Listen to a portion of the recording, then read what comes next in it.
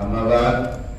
Alhamdulillah, puji syukur kehadirat Allah, salawat dan salam tak lupa senantiasa terus kita haturkan kepada junjungan kita Nabi besar Muhammad sallallahu alaihi wasallam. Para terhormat, para habaib, para guru, para hadirin jemaah majelis ta'lim dan mustafa dimuliakan oleh Allah, terkhusus Al-Habib Saleh bin Syihab yang telah membuka majelis dengan aneka ragam zikir dan salawat kepada baginda Nabi Muhammad SAW serta sedikit nasihat. InsyaAllah apa yang telah diberikan menjadi sesuatu yang bermanfaat untuk kita dan kita rasakan manfaatnya baik di dunia maupun di akhirat. Amin ya rabbal alamin.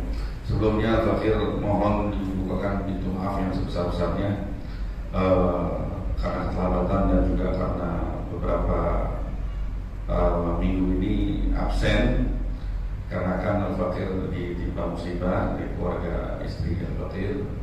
Waktu Al-Fakir meninggal dunia, ya, ada baiknya sebelum kita mulai saya mohon keikhlasan para hadirin untuk membacakan surat Al-Fatihah yang mana pahala bacaannya kita hadiahkan kepada mendiang almarhum al-Maghfurlah Al-Habib Ahmad bin Salim bin Husain Al-Attas. Semoga Allah ampuni segala kesalahannya, Allah terima amal ibadahnya, Allah tempatkan di sisinya dalam tempat yang terbaik. Amin ya rabbal alamin. Ala hadhihi wa ala kulli salihah wa ala mawsalatu salih fi mithli hadha talab ila hadrat Nabi Muhammad sallallahu alaihi wasallam bi salat al-Fatihah. A'udzu billahi minasy syaitonir rajim. Bismillahirrahmanirrahim. Alhamdulillahirabbil alamin arrahmanir rahim. Iyyaka na'budu wa iyyaka nasta'in ihdinas siratal mustaqim siratal ladzina an'amta 'alaihim ghairil maghdubi 'alaihim waladdallin. Amin. Amin. Terima kasih. Mari kita lanjutkan kajian. Namun sebelumnya mari kita bacakan bersama doa atau niat ta'lim Al-Habib Abdullah bin Alawi Al-Haddad. Ikuti bersama-sama. Bismillahirrahmanirrahim. Nawaitu ta'alluma wa ta'lim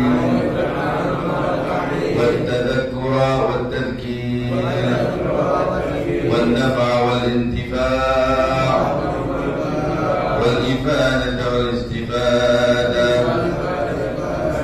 wal hatha ala tamassuki bi kitabillah sunnati Rasulillah wa du'a ila al-huda wa dalalata ala al-khair ibtigha wajhi Allah wa mardatihi wa qurbihi wa thawabihi wa sallallahu ala sayyidina Muhammadin wa ala alihi wasallam. Alhamdulillahi rabbil alamin. Bismillahirrahmanirrahim. Qala al-Imam Muhyiddin Abu Zakaria Yahya bin Sharaf an-Nawawi fi kitabih Minhaj al-Talibin wa 'Umdat al-Muftin rahimahullah rahmatal abrar wa hadama lana an-nafa' bi 'ulumihi wa yasrani fi ad-darain amin. إلى أن قال رضي الله تعالى عنه وعنا وعنكم أجمعين ولو سكت طويلا بلا غرض لم تبطل في الأصح ويسن لمن أباه شيء كتنبيه إمامه وإذنه لداخل وإنذاره أعمى أن يسبحا وتصفق المرأة بضرب اليمين على ظهر اليسار ولو فعل في صلاته غيرها إن كان من جنسها بطلت إلا أن ينسى وإلا فتبطل بكثيره لا قليله والكثرة بالعرف فالخطوتان أو الضربتان قليل والثلاث كثير إن توالت وتبطل بالوثبة الفاحشة لا الحركات الخفيفة المتوالية كتحريك أصابعه في سبحة أو حك في الأصح وسهو الفعل كعمده في الأصح وضبطه بقليل الأكل قلت إلا أن يكون ناسيا أو جاهلا تحريمه والله Bismillahirrahmanirrahim. Berkata Al-Imam Muhyiddin Abu Zakaria Yahya bin Syaraf An-Nawawi di dalam kitabnya Minhajul Talibin wa 'Umdatul Muftin, semoga Allah memberi rahmat kepada beliau dan memberi kita manfaat melalui ilmu-ilmu beliau dan rahasia-rahasia Allah yang Allah berikan kepada diri beliau, yang mana kita rasakan manfaatnya baik di dunia maupun di akhirat, sampai kepada kajiannya dalam kitab ini yang berbunyi walau sakata tawilan. Apabila seseorang yang lagi sholat dia diam di waktu yang bukan diam. Nah, kita lagi masih membahas tentang perkara-perkara yang membatalkan sholat. Perkara-perkara yang membatalkan sholat. Di antaranya sudah berlalu ngomong di saat sholat itu membatalkan sholat. Ya, rinciannya sudah lalu. Nah sekarang nggak ngomong, tapi diam. Atau ngomong kecuali doa dan dikir sudah berlalu. Nah, sekarang nggak doa, nggak ngomong dan nggak doa, nggak dikir, tapi diam lama dalam sholat. Gimana itu? Kalau diam sudah sejenak nggak masalah. Tapi kalau diam lama, bagaimana? Nah, sekarang kita lagi bahas itu. Walau sakata tawilan bila gharadin lam tabtul fil asah. Apabila seseorang yang lagi sholat dia diam tawilan, lama diam, Anda sengaja didiam. Tapi ingat catatan, fi ghairi ruknin qasir, di selain rukun yang pendek. Nanti akan dibahas. Rukun pendek itu ada dua, itu i'tidal dan duduk di antara dua sujud. Ya, karena rukun tersebut memang disyariatkan tujuannya untuk menjadi fasl, istilahnya pembatas antara satu rukun dengan rukun yang lain. Ya, untuk membedakan antara satu sujud dengan sujud yang kedua, ya harus duduk dulu dong. Iya, makanya sebagian ulama, sebagian ahli mazhab mengkategorikan bahwa duduk di antara dua sujud atau i'tidal itu bukan rukun, itu cuma pembatas semata, ya, yang tujuannya hanya membedakan antara rukun sebelumnya dan rukun setelahnya. Tapi dalam mazhab Imam Syafi'i, hal tersebut walaupun memang tujuannya adalah itu diantaranya, tapi tetap masuk kategori rukun. Oleh karena itu harus tumaknina, sudah berlalu, harus diam sejenak. Kalau nggak diam sejenak nggak sah. Ya. Nah, tapi tetap masuk kategori karena memang tujuannya adalah fasal, walaupun dia rukun, tetap dia masuk kategori rukun qasir. Kalau kita diam terlalu lama, ya, atau nggak baca doa terlalu lama yang di luar yang disyaratkan, malah bisa membatalkan sholat.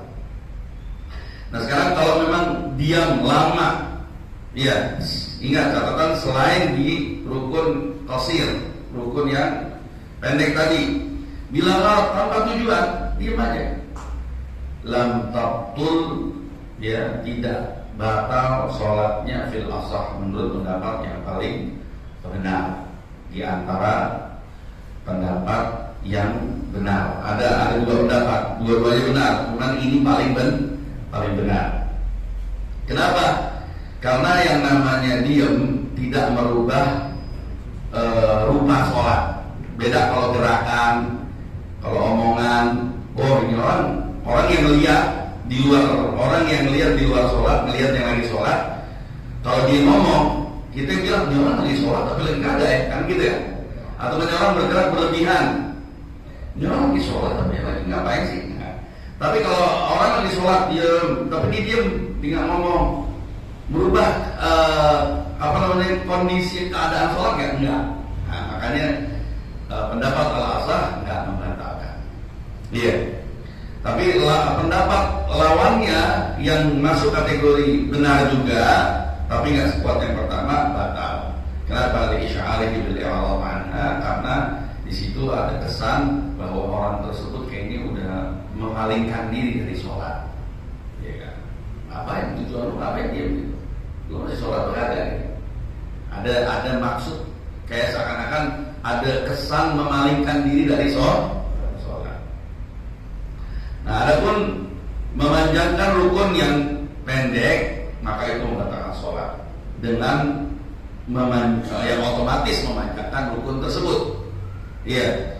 Nah, nanti akan datang secara lebih rinci di babnya, bab yang berikutnya nanti. Iya. Nah terus kalau panjang aja nggak batal, pendeknya lebih nggak batal. Diam terlalu lama nggak batal. Tapi khilaf, ada dua pendapat. Tapi kalau diam sedikit, lawan dari kan tadi, walau sakata tawilan, apabila dia diam dengan diam yang panjang, lama, khilaf. Pendapat yang paling benar tidak batal. Pendapat benar batal. Nah tapi kalau pendek nggak batal sepakat. Nggak batal sepakat. Terus tadi kan disebut bila gharadin, tanpa maksud. Tanpa maksud. Diam panjang tanpa maksud. Hukumnya khilaf. Pendapat yang paling benar tidak batal. Pendapat yang benar lawannya batal. Nah kalau dengan tujuan, misalkan diem lama, tujuannya mikir, ada yang lupa, terus baca Fatihah, diem lama dipikir. Nah ada tujuan kan, dia diem ada tuh, tidak batal sepakat, nggak khilaf. Kalau yang tadi sih, yang khilaf itu kalau panjang tanpa maksud. Tapi pendapat yang paling kuat tetap aja nggak batal. Wa yusannu liman nabahu syai'un katanbihi imamihi wa idnihi lidakhilin wa indarihi a'ma an yusabbiha. Sunnah. Nah sekarang masalah baru, tapi ada kaitannya dengan perkara yang apakah perkara ini membatalkan sholat. Ini kita lagi ngebahas, ini masih inti pembahasan kita di dalam fikih bab sholat ini adalah ngomong membatalkan sholat. Nah, kenapa dibahas juga tentang diam? Ya kalau ngomong batal, kalau diam. Nah, gitu kelanjutan. Jadi tafriknya, cabang permasalahan dari inti permasalahan. Inti permasalahan ngomong membatalkan sholat kecuali doa dan zikir. Nah sekarang kalau misalkan kita mau negur orang kita di dalam sholat, gimana? Nah kan kita ngomong. Nah boleh apabila ada satu hal yang mendorong kita untuk menegur. Ya, contohnya pengen kasih tahu imam yang salah. Ya, salah karena lupa. Atau memberi izin orang yang mau masuk. Kita lagi sholat, Assalamualaikum. Gimana tuh? Kalau kita memberi izin orang yang mau masuk, izin mau masuk, atau memberi peringatan kepada orang yang buta, yang takut jeblos, ya, atau enggak takut kenapa kejedot atau apa, ya, ataupun memberikan yang sama seperti orang buta, ya orang nggak buta tapi dia nggak ngeh gitu, atau anak kecil, mumayyiz, ya, ataupun ada orang yang mau dibunuh sama orang zalim, atau mau diperlakukan, ya, atau mau diterkam sama binatang buas misalkan. Nah sunnah untuk kita memberi teguran kepada orang-orang tersebut di momen tersebut, ya, dengan subhanallah, subhanallah, atau enggak subhanallah.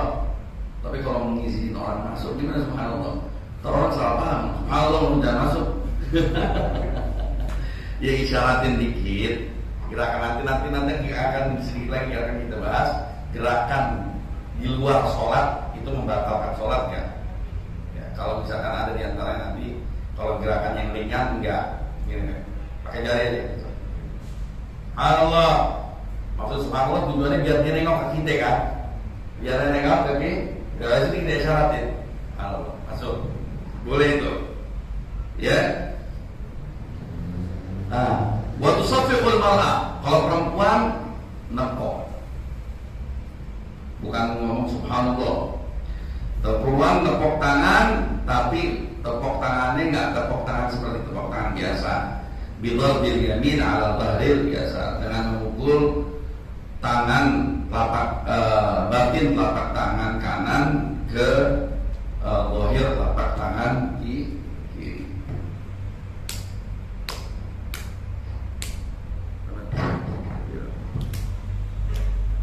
Ya, atau sebaliknya. Sebaliknya. Atau sebaliknya. Di sini disebut aksi. Atau sebaliknya. Tadi memukul dengan telapak tangan kiri ke punggung telapak tangan kanan.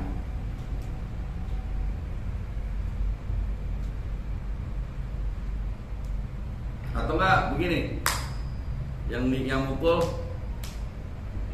yang kiri pakai punggung, atau enggak begini, jadi ada 4 gambaran.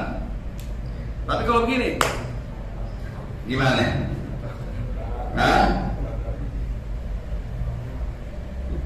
Tidak sepatut, karena itu serupa dengan main.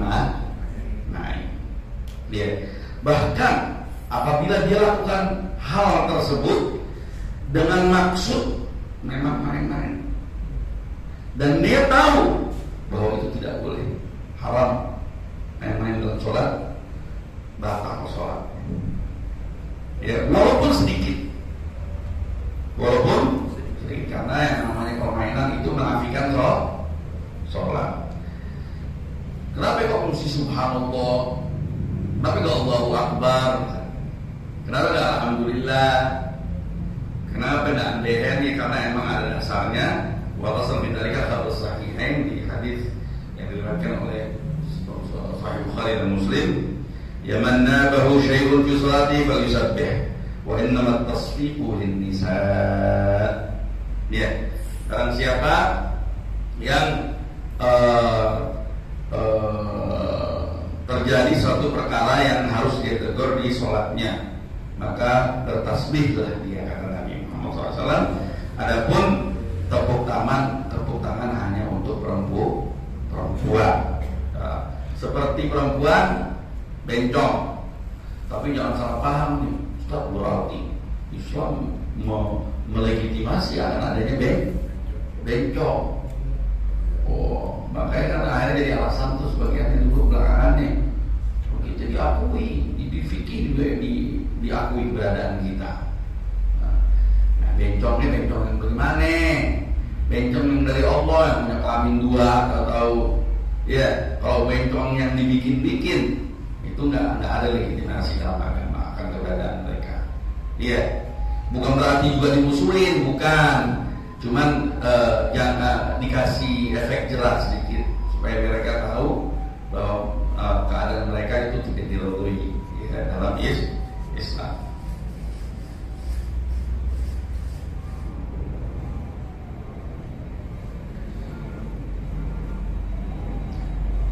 Nah, di situ kan tadi disebutkan bahwa mengucapkan tasbih dengan tujuan memberi teguran itu hukumnya sunnah.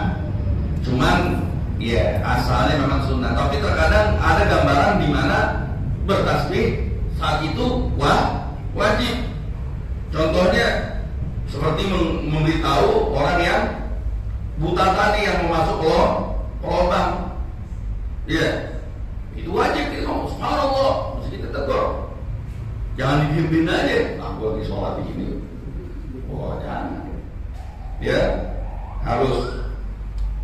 Nah, kalau sunnah seperti negur imamnya, kalau imamnya ninggalin sesuatu yang sunnah seperti tasyahud awal, itu boleh. Terkadang mubah, kayak ngucapin subhanallah buat orang yang mau masuk, itu hukumnya mubah.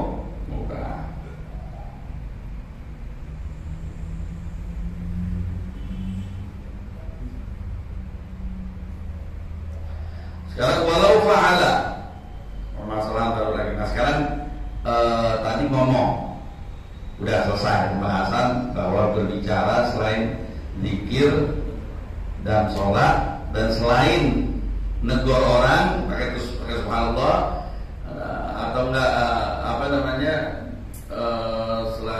dan juga diam itu bahwa ngomong selain yang itu membatalkan sholat. Tapi selain yang itu tadi diantaranya diam walaupun lama, terus menegur orang dengan tasbih, terus bicara yang sedikit, udah pembahasannya sudah lewat, itu nggak apa-apa, nggak membatalkan sholat. Nah berhubung nih tadi sekarang ada perempuan boleh negur pakai tepuk tangan, nah, langsung membahas sekarang perilaku yang kita lakukan selain dari perilaku sholat itu membatalkan nggak sholat. Disebutkan walau fa'ala fi sholati ghairaha, apabila seorang yang sholat berbuat sesuatu fi sholatihi, di dalam sholatnya, ghairaha, sesuatu yang bukan sholat. Sesuatu yang memang tidak disyariatkan perilakunya untuk dilakukan di saat sholat. Ada rinciannya. In kana min jinsiha batalah. Kalau memang gerakan tersebut adalah yang serupa dengan gerakan sholat tapi berlebihan, misalkan dia melakukan ruku 2 kali. Ruku yang pertama disyariatkan, ruku yang berikutnya kan namanya perilaku di luar sholat, tapi sejenis dengan perilaku sholat. Nah kalau memang perilaku yang di luar sholat tersebut sejenis dengan perilaku yang sholat, maka batal sholatnya. Kecuali illaan yang saya kecuali dia lupa, kecuali dia aneh biar lebih dekat sama Allah, tambah rukuan biar lebih lah, itu bid'ah namanya. Ini yang baru disebut bid'ah dolalah, bukan mau bikin maulid bid'ah dolalah.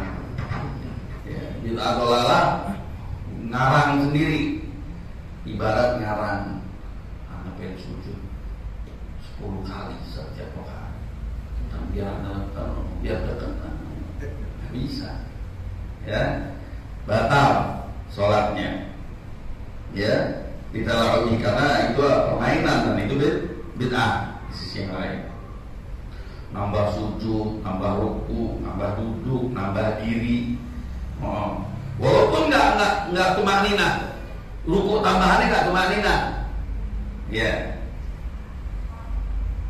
Kecuali nambah karena ngikutin imam. Nanti ada bahasannya di bab al-Qudwah, di bab menjadi makmum. Kayak kita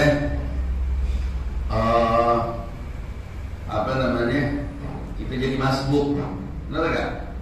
Kita masbuk sama imam udah ruku atau udah i'tidal mau sujud.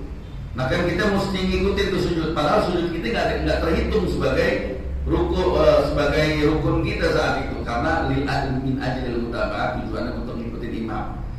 Walaupun sifatnya tambahan itu tetap nggak mengapa. Tapi kalau nggak ada alasan tambahan dari imam, bikin ngarang aja begitu, itu membatalkan sholat. Wa illa faqattu bikatsirillah. Nah, sekarang kalau yang perlakuan yang ditambah sesuatu yang di luar sholat dan bukan termasuk yang sejenis dengan sholat, bukan ruku, bukan duduk, bukan sujud, tapi misalkan apa main hidup atau dada atau apakah gitu yang nggak ada rupa samanya di dalam sholat, maka membatalkan sholat kalau banyak. La qalilihi, tidak sedikit, tidak yang sedikit. Ya. Membatalkan sholat kalau banyaknya, walaupun lupa.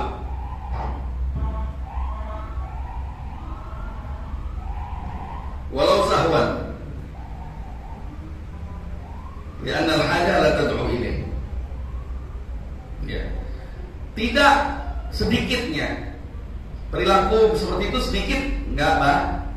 Walaupun sengaja. Walaupun sengaja.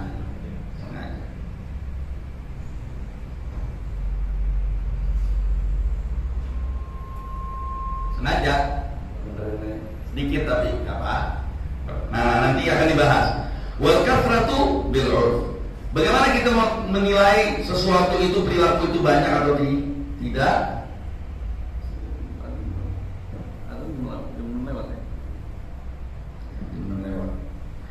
Dari mana kita tahu bahwa kategori perilaku tersebut banyak atau tidak?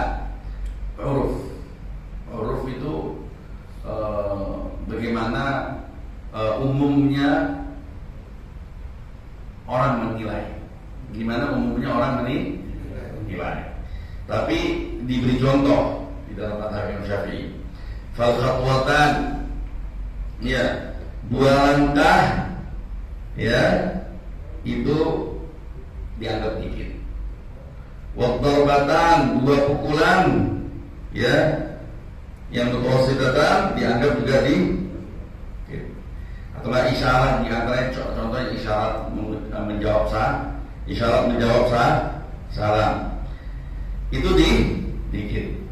Kenapa? Karena masuk dalam, nanti ada kalau dalam hadis, dalam fikih istidlal, ulama membahas ini dalam hadis khal'an alaih. Hadis Nabi pernah lagi sholat buka sendalnya. Tadi kan 2 gerakan tuh, 2 langkah. Nah, makanya masuk kategori sedikit. Masuk kategori sedikit. Intinya apa yang dinilai oleh manusia pada umumnya banyak, ya, dari perkara yang tadi disebut dianggap banyak atau tidak, dianggap tidak. Nah, tapi disebut di sini ditekankan wassalatu katsir intawalat, dan 3 gerakan itu dianggap banyak apabila berkesinambungan dilakukannya. Apabila berkesinambungan dilakukannya. Ini pendapat yang mu'tamad, ya. Ini pendapat yang mu'tamad, pendapat dalam mazhab Imam Syafi'i.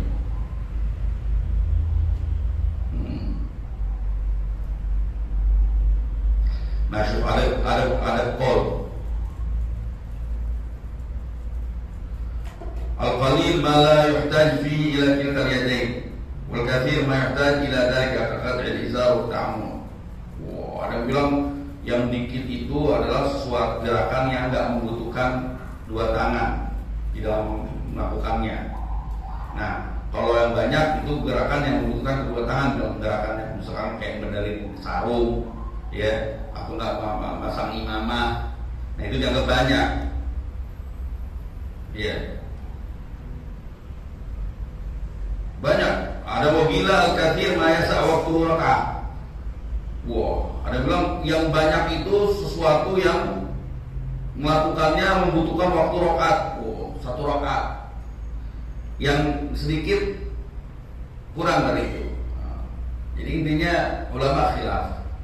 Cuma yang pertama dalam mazhab Imam Syafi'i 3 bersenambungan itu dianggap banyak. Iya kan? Walaupun kalau ada orang yang melakukan yang lebih, jangan buru-buru kita tegur. Karena ada kaum pendapat. Tapi oh ya udah, gue juga mau begitu. Sama. Misalkan, gue juga mau begitu sama. Enggak. Bukti orang itu khusyuk apa? Bukti orang itu khusyuk, hatinya dia punya anggota tubuh pun juga dia sukunul a'dha. Jadi hadis Nabi bilang apa? Wa min husni islamil mar'i tarkuhu ma la ya'ni. Dan di antara ukuran baik dan enggak baiknya Islam seseorang itu lihat dari sikapnya. Kalau dia sikapnya meninggalkan apa-apa yang yang nggak mengundang manfaat buat dirinya, nah ini tandanya ini orang Islam baik. Lagi itu apa yang banyak gerak? Kan itu lagi ngadep Allah. Ya orang kalau lagi menghadap lagi sholat itu berarti dia lagi menghadapkan wajahnya kepada Allah Subhanahu wa Ta'ala.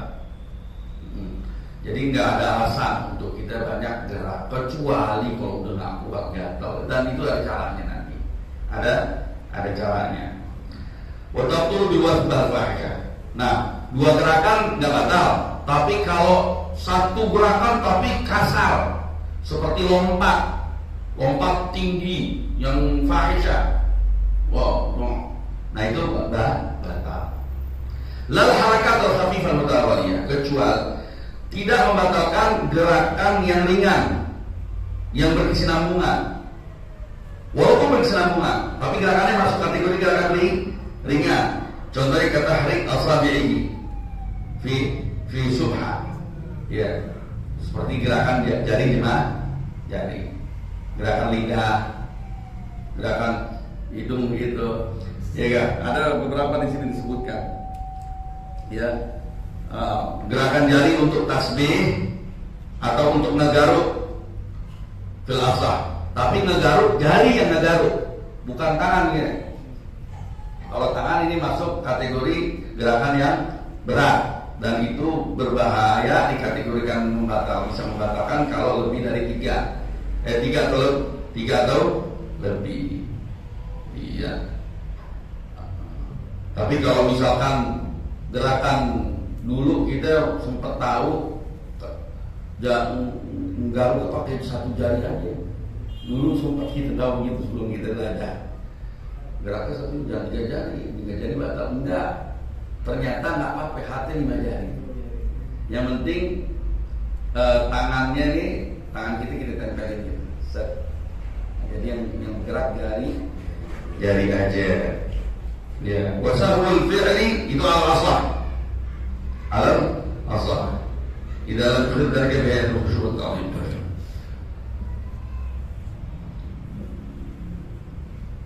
Wasahul fi'li ka'amdihi fil asah. Nah, perilaku tadi kan perilaku yang lupa itu dinilai sama seperti sengaja fil asah.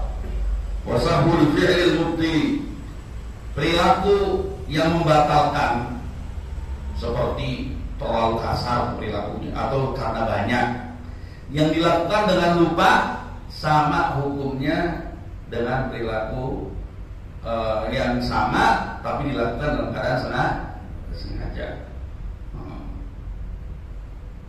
Fil asah, menurut pendapat yang paling benar. Jadi walaupun bergerak banyak, kecuali kalau gerakannya misalkan gerakan yang memang sudah bawaan orang, ya sudah memang kayak orang sakit apa itu? Parkinson. Orang katanya kena Parkinson yang jarang minum kopi. Yang nggak demen kopi udah gedenya Parkinson. Tapi kalau yang demen kopi, insya Allah nggak Parkinson. Katanya, ya. Kalau yang memang gerakan yang memang udah nggak bisa dilawan karena itu udah karakter, udah bawaan, ya nggak membatalkan. Nah, selesai pembahasan tentang gerakan yang membatalkan sholat. Walaupun masih banyak rinciannya. Jadi kalau misalnya melangkah boleh sekali, 2 kali. Kalau langkah begini nih, satu, walaupun berhenti di kaki yang sama, itu dianggap 2. Makanya kita kalau melangkah sekali aja 1, 2, tapi jadi 3. Caranya begini, 1, berhenti, diamin aman sebentar, maju lagi, gitu. Jangan begini, tek. Nah itu 3. Itu gerakan 3. Gerakan tangan, naikin tangan sama ngebalikin, dianggap 2. Udah deh, nggak usah tahu dengan kalian yang was-was lagi. Ya, intinya sholat ngapain banyak gerak. Kalau fokus, sholat fokus, ingat ada di hadapan upacara bisa diem, nggak gerak. Kalau di Cina di mana itu katanya sampai bisa taruh jarum di sini, sampai ngantuk sedikit ketancap. Ini kita di hadapan Raja Maharaja ya Allah Subhanahu Wa Taala. Ya saya kira sampai di situ dulu, kita akan masuk pembahasan makan. Kalau lagi sholat makan, bagaimana hukum? Oh boleh, puasa aja makan, kalau lupa boleh. Kan kita main sama-samain aja, main login aja. Entar dulu, belajar dulu, ya. Insyaallah di kesempatan lain kita bertemu lagi, ya. Insyaallah dalam keadaan sehat, walafiat, umur. Insyaallah apa yang kita pelajari, insyaallah diberi taufik untuk bisa mengamalkannya. Amin ya rabbal alamin. Demikian kurang lebihnya mohon maaf. Wassalamualaikum warahmatullahi wabarakatuh.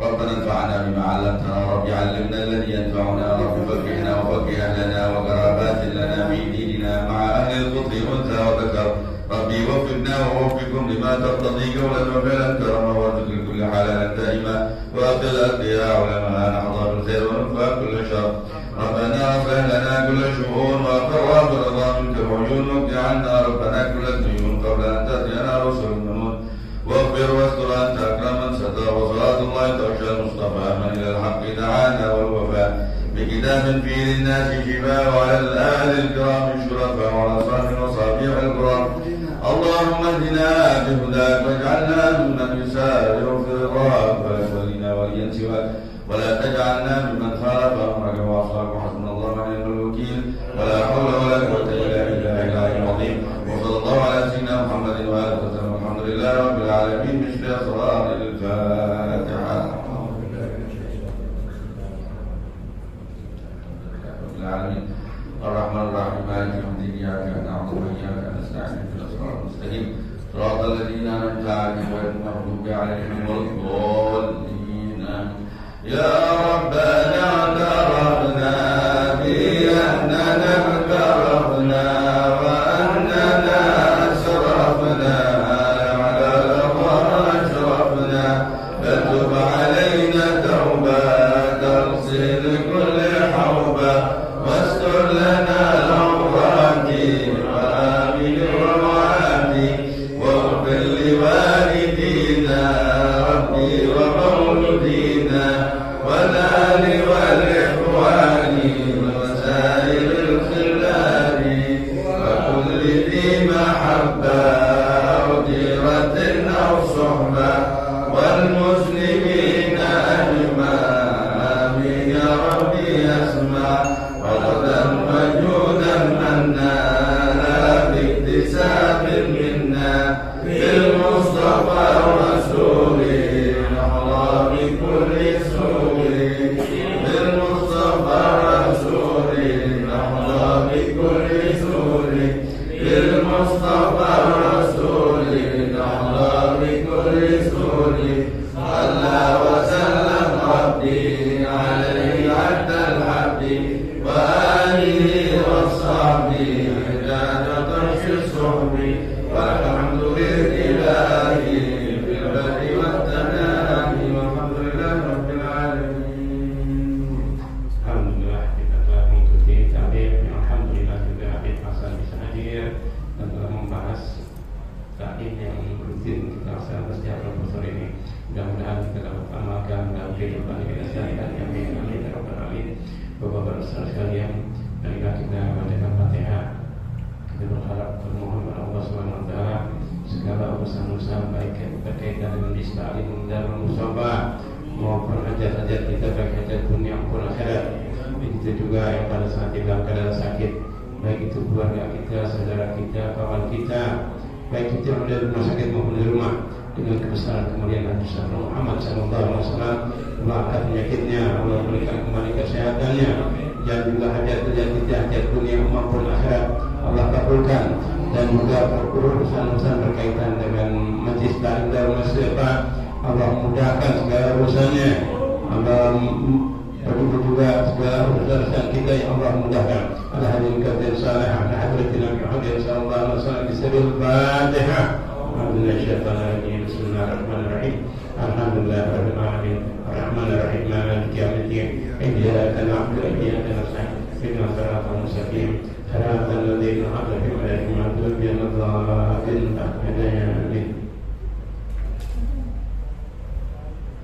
Dan juga insya Allah juga diberitahukan bahwa hari Muhammad ini dibikinkan hal insya Allah tanggal 8 Januari insya Allah 8 Januari jatuhnya hari Sabtu. Hari enggak, kita bikin hari Minggu aja, Minggu subuh aja sekitar tanggal 9 berarti insya Allah pengajian subuh insya Allah. Kita doakan Allah berikan kemudahan segala urusannya dari segala urusan Allah memberikan kemudahan. Baiklah kita tutup taklim ini dengan taklim zikir.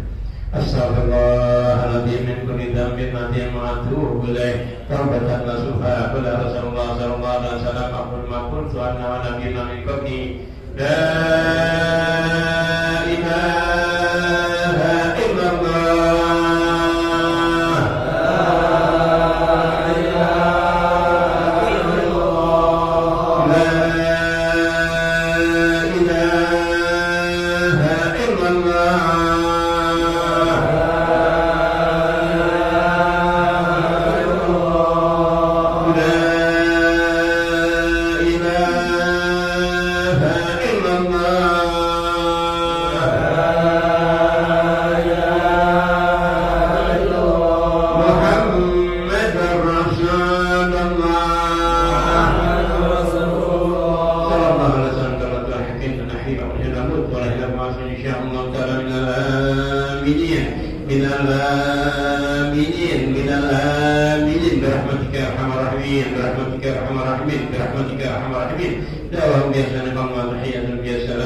Alhamdulillah rabbil alamin.